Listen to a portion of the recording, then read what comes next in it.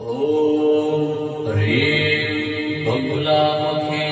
सर्वदुष्टानां वाचं मुखं पदं स्तम्भय जिह्वां कीलय वज्रं विनाशय ह्रीं ॐ स्वाहा। ॐ ह्रीं बकुलामुखी सर्वदुष्टानां वाचं मुखं पदं स्तम्भय जिह्वां कीलय वज्रं विनाशय ह्रीं ॐ स्वाहा। ॐ ह्रीं बकुलामुखी सर्वदुष्टानां वाचं मुखं पदं स्तम्भय जिह्वां कीलय वज्रं विनाशय ह्रीं ॐ स्वाहा। ॐ ह्रीं बकुलामुखी सर्वदुष्टानां वाचं मुखं पदं स्तम्भय जिह्वां कीलय वज्रं विनाशय ह्रीं ॐ स्वाहा। ॐ ह्रीं बकुलामुखी सर्वदुष्टानां वाचं मुखं पदं स्तम्भय जिह्वां कीलय वज्रं विनाशय ह्रीं ॐ स्वाहा। ॐ ह्रीं बकुलामुखी सर्वदुष्टानां वाचं मुखं पदं स्तम्भय जिह्वां कीलय वज्रं विनाशय ह्रीं ॐ स्वाहा। ॐ ह्रीं बकुलामुखी सर्वदुष्टानां वाचं मुखं पदं स्तम्भय जिह्वां कीलय वज्रं विनाशय ह्रीं ॐ स्वाहा। ॐ ह्रीं बकुलामुखी सर्वदुष्टानां वाचं मुखं पदं स्तम्भय जिह्वां कीलय वज्रं विनाशय ह्रीं ॐ स्वाहा। ॐ ह्रीं बकुलामुखी सर्वदुष्टानां वाचं मुखं पदं स्तम्भय जिह्वां कीलय वज्रं विनाशय ह्रीं ॐ स्वाहा। ॐ ह्रीं बकुलामुखी सर्वदुष्टानां वाचं मुखं पदं स्तम्भय जिह्वां कीलय वज्रं विनाशय ह्रीं ॐ स्वाहा। ॐ ह्रीं बकुलामुखी सर्वदुष्टानां वाचं मुखं पदं स्तम्भय जिह्वां कीलय वज्रं विनाशय ह्रीं ॐ स्वाहा। ॐ ह्रीं बकुलामुखी सर्वदुष्टानां वाचं मुखं पदं स्तम्भय जिह्वां कीलय वज्रं विनाशय ह्रीं ॐ स्वाहा। ॐ ह्रीं बकुलामुखी सर्वदुष्टानां वाचं मुखं पदं स्तम्भय जिह्वां कीलय वज्रं विनाशय ह्रीं ॐ स्वाहा। ॐ ह्रीं बकुलामुखी सर्वदुष्टानां वाचं मुखं पदं स्तम्भय स्तम्भय जप्त्वां कीलय वज्रं विनाशय ह्रीं ॐ स्वाहा ॐ ह्रीं बकुलामुखे सर्वदुष्टानां वाचं मुखं पदं स्तम्भय जप्त्वां कीलय वज्रं विनाशय ह्रीं ॐ स्वाहा ॐ ह्रीं बकुलामुखे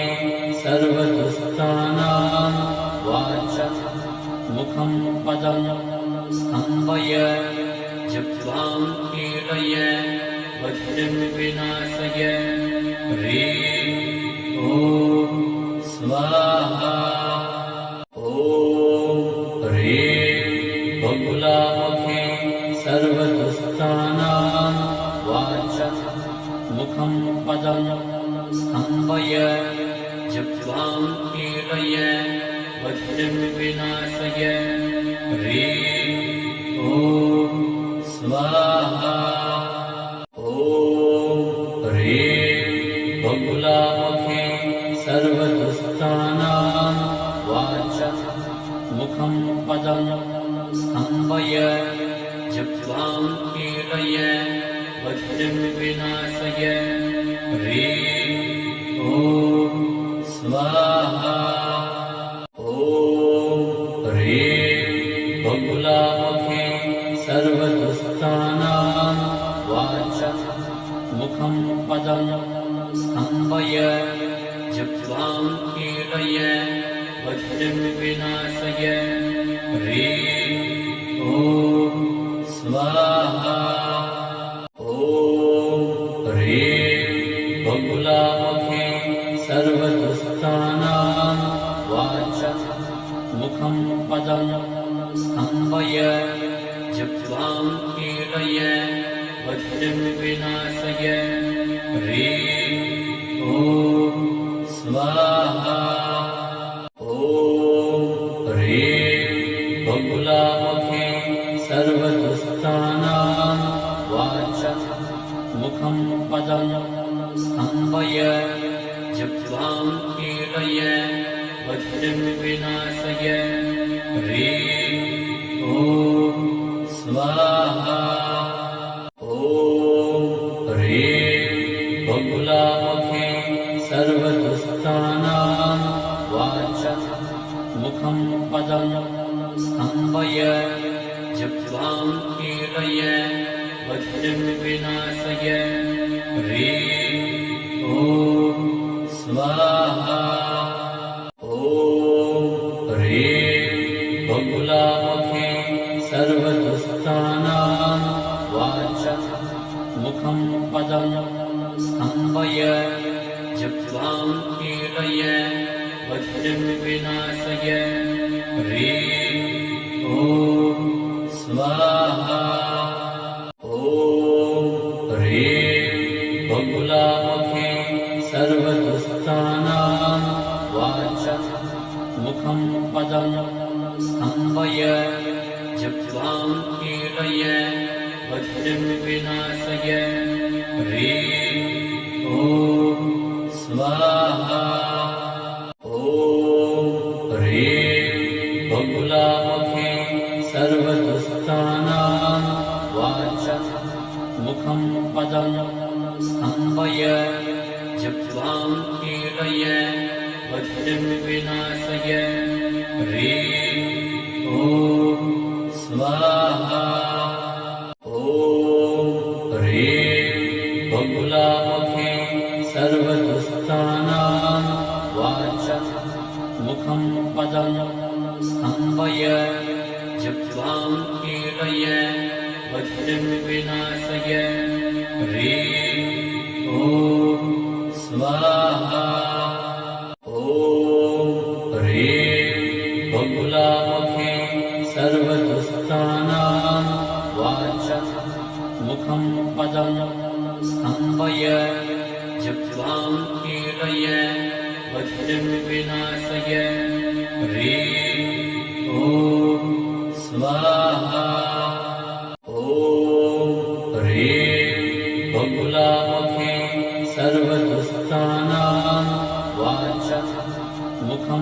पदं स्तम्भय जिह्वां कीलय बधिं विनाशय ह्रीं ॐ स्वाहा ॐ ह्रीं बकुलामुखे सर्वदुष्टानां वाचं मुखं पदं स्तम्भय जिह्वां कीलय बधिं विनाशय ह्रीं ॐ स्वाहा ॐ ह्रीं बकुलामुखे सर्वदुष्टानां वाचं मुखं पदं स्तम्भय जिह्वां कीलय बधिं विनाशय ह्रीं ॐ स्वाहा ॐ ह्रीं बकुलामुखे सर्वदुष्टानां वाचं मुखं पदं स्तम्भय जिह्वां कीलय बधिं विनाशय ह्रीं ॐ स्वाहा ॐ ह्रीं बकुलामुखे सर्वदुष्टानां वाचं मुखं पदं स्तम्भय जिह्वां कीलय बधिं विनाशय ह्रीं ॐ स्वाहा ॐ ह्रीं बकुलामुखे सर्वदुष्टानां वाचं मुखं पदं स्तम्भय जिह्वां कीलय बधिं विनाशय ह्रीं ॐ स्वाहा ॐ ह्रीं बकुलामुखे सर्वदुष्टानां वाचं मुखं पदं स्तम्भय जिह्वां कीलय बधिं विनाशय ह्रीं ॐ स्वाहा ॐ ह्रीं बकुलामुखे सर्वदुष्टानां वाचं मुखं पदं स्तम्भय जिह्वां कीलय बधिं विनाशय ह्रीं ॐ स्वाहा ॐ ह्रीं बकुलामुखे सर्वदुष्टानां वाचं मुखं पदं स्तम्भय जिह्वां कीलय बधिं विनाशय ह्रीं ॐ स्वाहा ॐ ह्रीं बकुलामुखे सर्वदुष्टानां वाचं मुखं पदं स्तम्भय जिह्वां कीलय बधिं विनाशय ह्रीं ॐ स्वाहा ॐ ह्रीं बकुलामुखे सर्वदुष्टानां वाचं मुखं पदं स्तम्भय जिह्वां कीलय बधिं विनाशय ह्रीं ॐ स्वाहा ॐ ह्रीं बकुलामुखे सर्वदुष्टानां वाचं मुखं पदं स्तम्भय जिह्वां कीलय बधिं विनाशय ह्रीं ॐ स्वाहा ॐ ह्रीं बकुलामुखे सर्वदुष्टानां वाचं मुखं पदं स्तम्भय जिह्वां कीलय बधिं विनाशय ह्रीं ॐ स्वाहा ॐ ह्रीं बकुलामुखे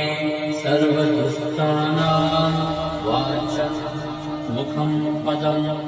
स्तम्भय जिह्वां कीलय बधिं विनाशय ह्रीं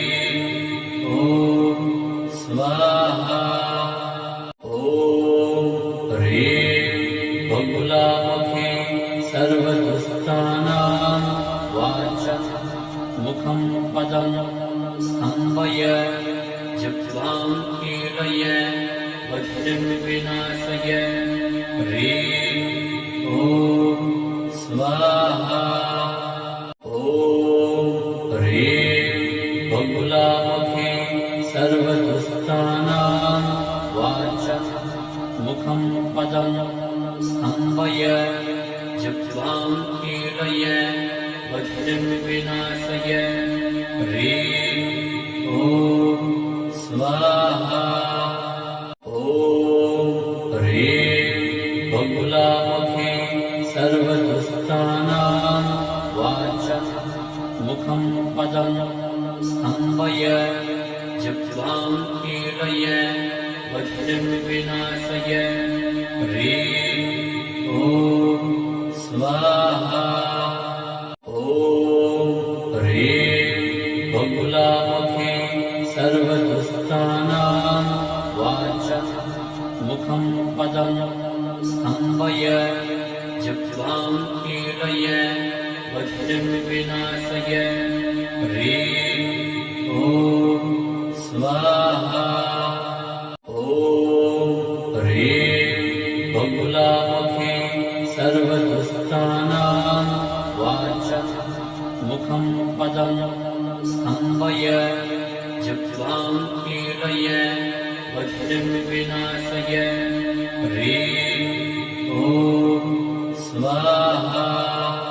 ॐ ह्रीं बकुलामुखे सर्वदुष्टानां वाचं मुखं पदं स्तम्भय जिह्वां कीलय वज्रं विनाशय ह्रीं ॐ स्वाहा ॐ ह्रीं बकुलामुखे सर्वदुष्टानां वाचं मुखं पदं स्तम्भय जिह्वां कीलय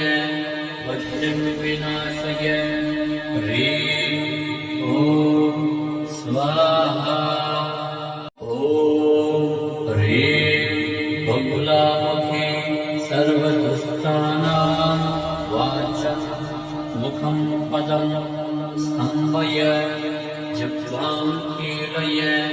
वज्रं विनाशय ह्रीं ॐ स्वाहा ॐ ह्रीं बकुलामुखे सर्वदुष्टानां वाचं मुखं पदं स्तम्भय जिह्वां कीलय वज्रं विनाशय ह्रीं ॐ स्वाहा ॐ ह्रीं बकुलामुखे सर्वदुष्टानां वाचं मुखं पदं स्तम्भय जिह्वां कीलय वज्रं विनाशय ह्रीं ॐ स्वाहा ॐ ह्रीं बकुलामुखे सर्वदुष्टानां वाचं मुखं पदं स्तम्भय जिह्वां कीलय वज्रं विनाशय ह्रीं ॐ स्वाहा ॐ ह्रीं बकुलामुखे सर्वदुष्टानां वाचं मुखं पदं स्तम्भय जिह्वां कीलय वज्रं विनाशय ह्रीं ॐ स्वाहा ॐ ह्रीं बकुलामुखे सर्वदुष्टानां वाचं मुखं पदं स्तम्भय जिह्वां कीलय वज्रं विनाशय ह्रीं ॐ स्वाहा ॐ ह्रीं बकुलामुखे सर्वदुष्टानां वाचं मुखं पदं स्तम्भय जिह्वां कीलय वज्रं विनाशय ह्रीं ॐ स्वाहा ॐ ह्रीं बकुलामुखे सर्वदुष्टानां वाचं मुखं पदं स्तम्भय जिह्वां कीलय वज्रं विनाशय ह्रीं ॐ स्वाहा ॐ ह्रीं बकुलामुखे सर्वदुष्टानां वाचं मुखं पदं स्तम्भय जिह्वां कीलय वज्रं विनाशय ह्रीं ॐ स्वाहा ॐ ह्रीं बकुलामुखे सर्वदुष्टानां वाचं मुखं पदं स्तम्भय जिह्वां कीलय वज्रं विनाशय ह्रीं ॐ स्वाहा ॐ ह्रीं बकुलामुखे सर्वदुष्टानां वाचं मुखं पदं स्तम्भय जिह्वां कीलय वज्रं विनाशय ह्रीं ॐ स्वाहा ॐ ह्रीं बकुलामुखे सर्वदुष्टानां वाचं मुखं पदं स्तम्भय जिह्वां कीलय वज्रं विनाशय ह्रीं ॐ स्वाहा ॐ ह्रीं बकुलामुखे सर्वदुष्टानां वाचं मुखं पदं स्तम्भय जिह्वां कीलय वज्रं विनाशय ह्रीं ॐ स्वाहा ॐ ह्रीं बकुलामुखे सर्वदुष्टानां वाचं मुखं पदं स्तम्भय जिह्वां कीलय वज्रं विनाशय ह्रीं ॐ स्वाहा ॐ ह्रीं बकुलामुखे सर्वदुष्टानां वाचं मुखं पदं स्तम्भय जिह्वां कीलय वज्रं विनाशय ह्रीं ॐ स्वाहा ॐ ह्रीं बकुलामुखे सर्वदुष्टानां वाचं मुखं पदं स्तम्भय जिह्वां कीलय वज्रं विनाशय ह्रीं ॐ स्वाहा ॐ ह्रीं बकुलामुखे सर्वदुष्टानां वाचं मुखं पदं स्तम्भय जिह्वां कीलय वज्रं विनाशय ह्रीं ॐ स्वाहा ॐ ह्रीं बकुलामुखे सर्वदुष्टानां वाचं मुखं पदं स्तम्भय जिह्वां कीलय वज्रं विनाशय ह्रीं ॐ स्वाहा ॐ ह्रीं बकुलामुखे सर्वदुष्टानां वाचं मुखं पदं स्तम्भय जिह्वां कीलय वज्रं विनाशय ह्रीं ॐ स्वाहा ॐ ह्रीं बकुलामुखे सर्वदुष्टानां वाचं मुखं पदं स्तम्भय जिह्वां कीलय वज्रं विनाशय ह्रीं ॐ स्वाहा ॐ ह्रीं बकुलामुखे मुखं पदं स्तम्भय जिह्वां कीलय बुद्धिं विनाशय ह्रीं ॐ स्वाहा ॐ ह्रीं बकुलामुखी सर्वदुष्टानां वाचं मुखं पदं स्तम्भय जिह्वां कीलय बुद्धिं विनाशय ह्रीं ॐ स्वाहा ॐ ह्रीं बकुलामुखी सर्वदुष्टानां वाचं मुखं पदं स्तम्भय जिह्वां कीलय बुद्धिं विनाशय ह्रीं ॐ स्वाहा ॐ ह्रीं बकुलामुखी सर्वदुष्टानां वाचं मुखं पदं स्तम्भय जिह्वां कीलय बुद्धिं विनाशय ह्रीं ॐ स्वाहा ॐ ह्रीं बकुलामुखी सर्वदुष्टानां वाचं मुखं पदं स्तम्भय जिह्वां कीलय बुद्धिं विनाशय ह्रीं ॐ स्वाहा ॐ ह्रीं बकुलामुखी सर्वदुष्टानां वाचं मुखं पदं स्तम्भय जिह्वां कीलय बुद्धिं विनाशय ह्रीं ॐ स्वाहा ॐ ह्रीं बकुलामुखी सर्वदुष्टानां वाचं मुखं पदं स्तम्भय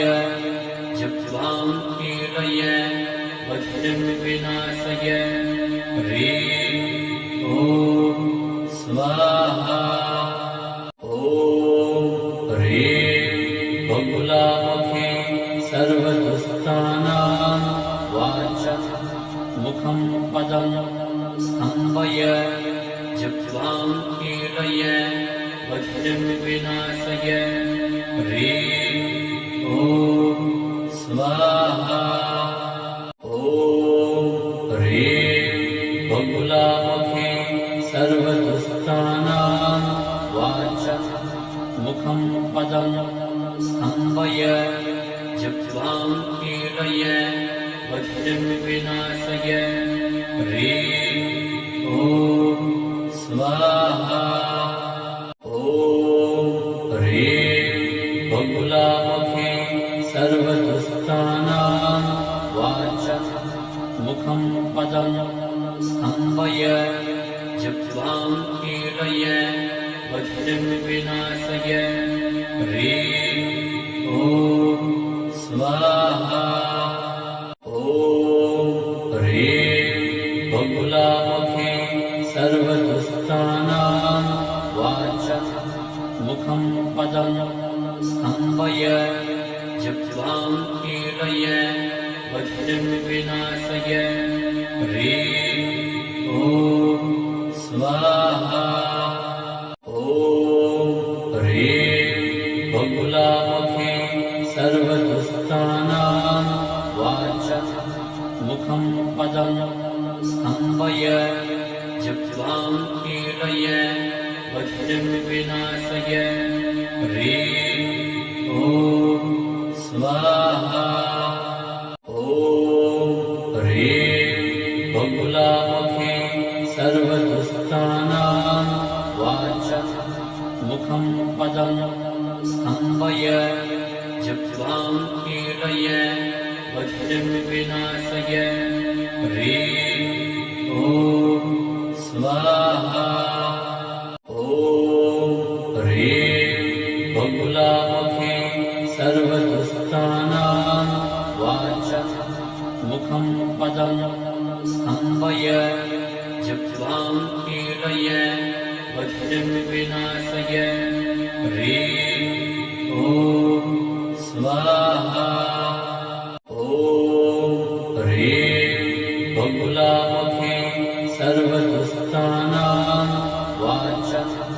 मुखं पदं स्तम्भय जिह्वां कीलय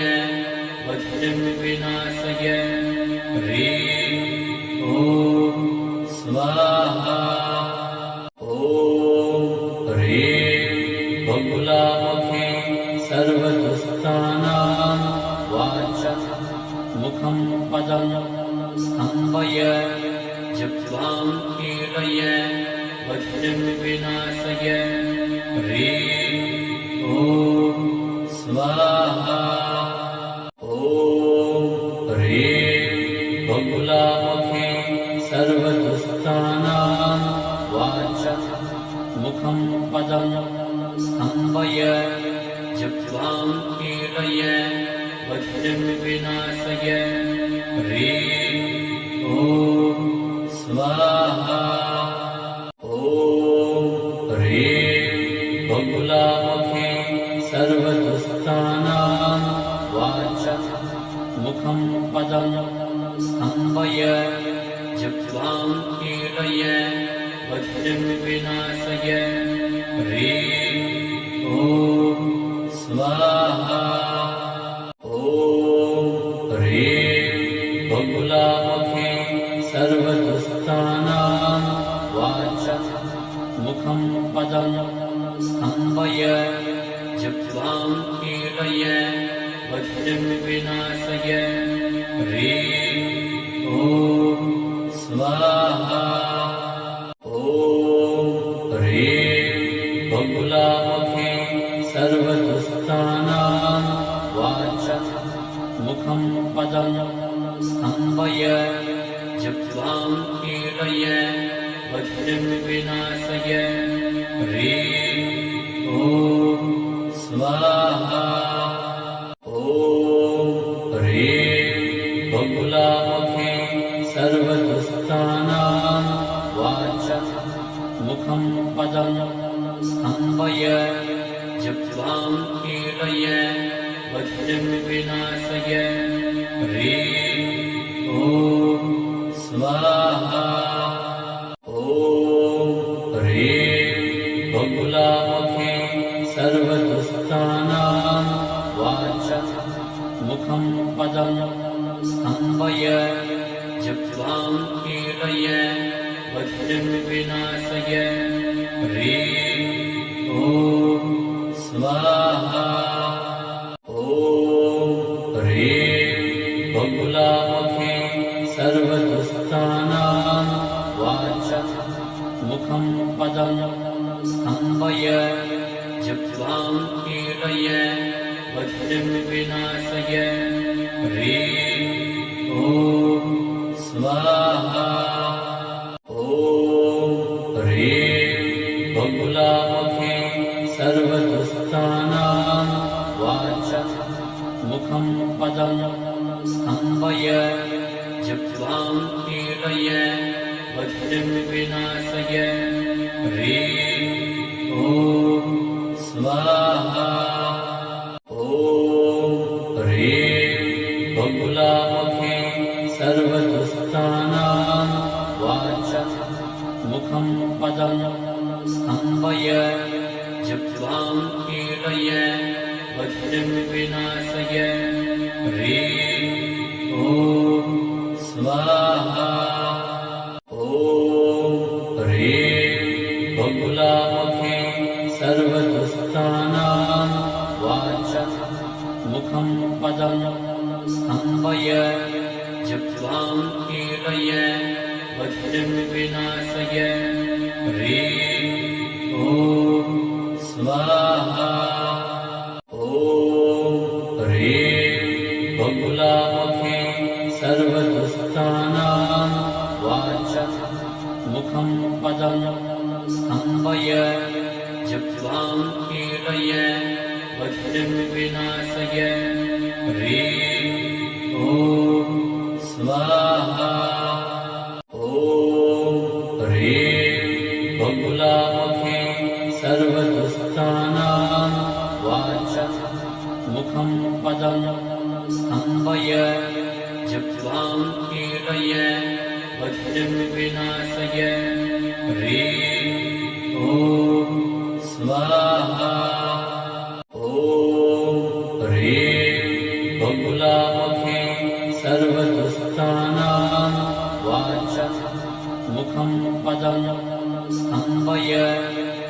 जप्त्वां कीलय